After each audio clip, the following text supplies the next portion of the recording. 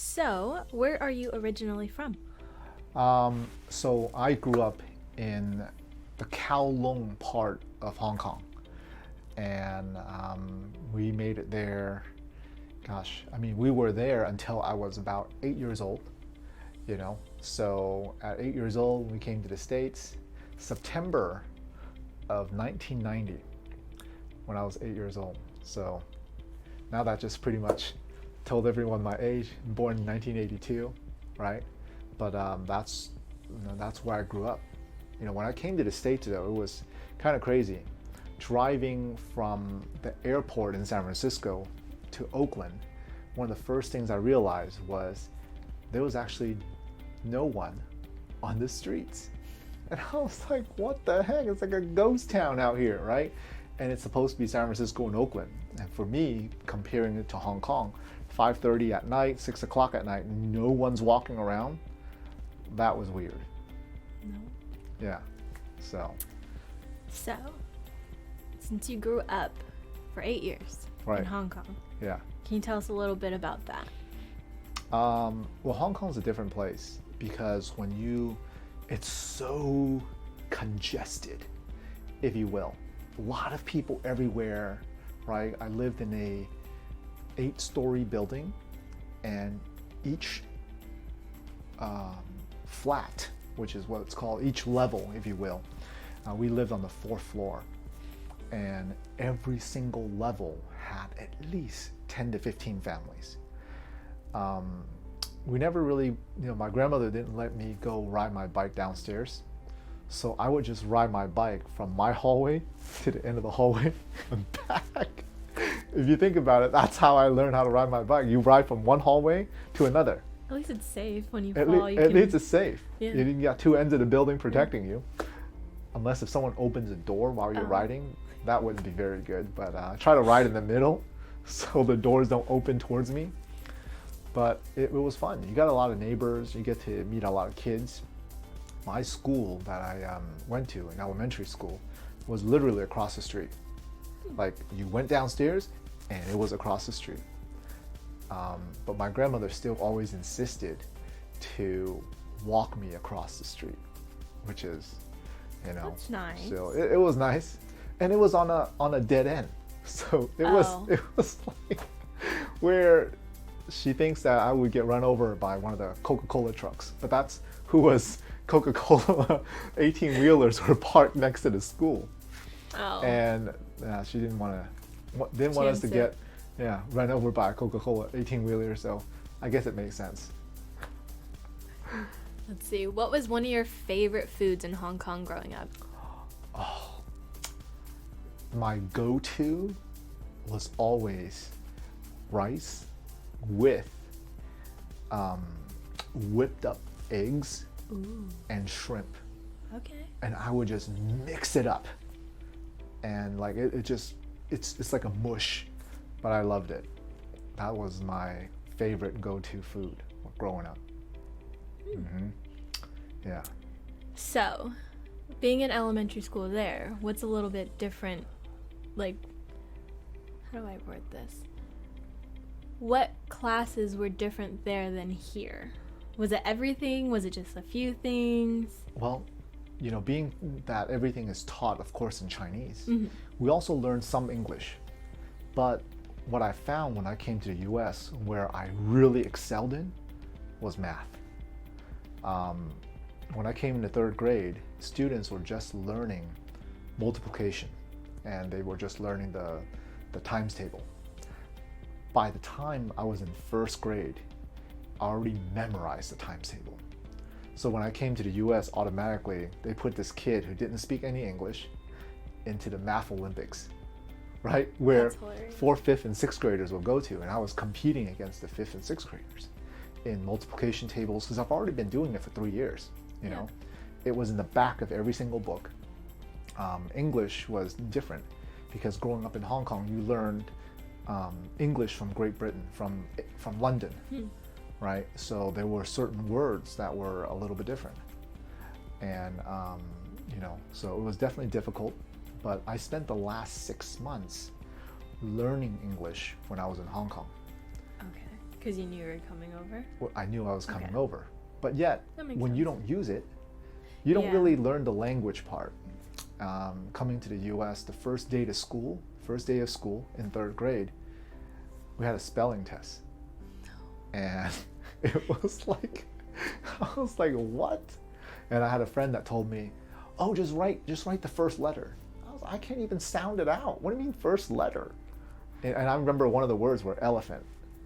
And he told me the word afterwards. And this was a friend who was Chinese. I met him on the first day. You know, he was born here, so his Chinese weren't very good. And I'm like, oh my gosh, my English is terrible. I don't even know anything. So him speaking his broken Chinese with my super duper, almost non-existent English, we're able to communicate. But definitely a lot different over there.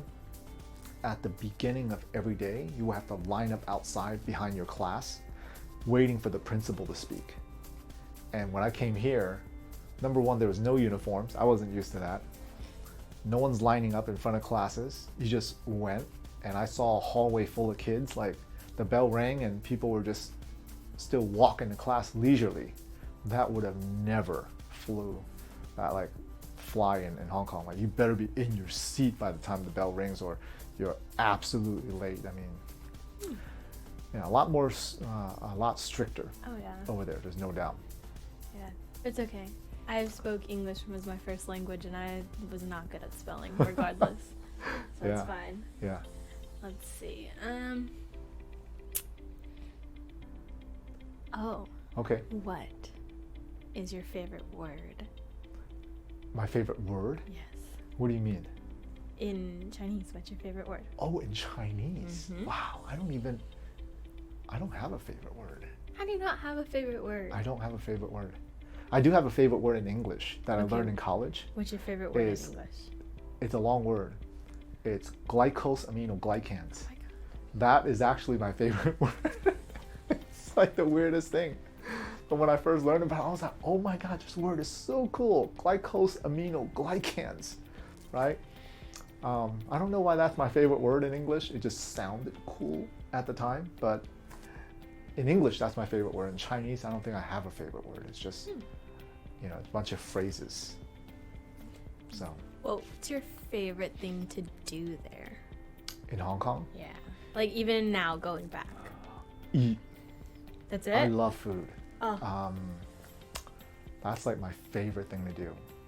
I think overall, that's my favorite thing to do everywhere I go. My wife sometimes like, how are you not bigger than you are? Well, intermittent fasting. That's the key. Tam's That- tip of the day. Right. Intermittent fasting. But also is eating the right things most of the time. Right? Like 90% of the time. Yeah. I eat all the right things.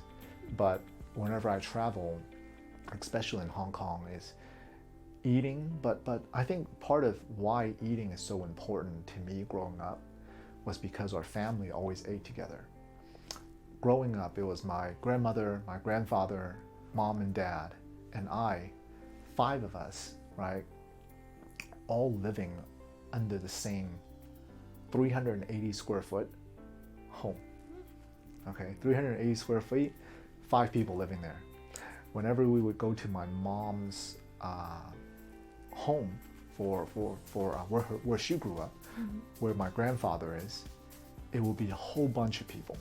Granted, they have a much bigger home, but all the kids and cousins and my mom and her brothers and everyone ate together, right? So when you have family that eat together, to me, that's something just special. And that's why, I miss not having more events at our office, that as a family, patients, we all get together and just hang out and eat and talk, right? Yeah. And I enjoy that more than anything. That's what I think I live for that. All right. So in Hong Kong, are there a lot of street vendors? And if so, Huge. what is your favorite street food? There's so many good things. You can The only the eat one. desserts are amazing. Okay, fine. So there's one One called food, one dessert. What Okay. is your favorite? dessert, hands down. It's called mango sago.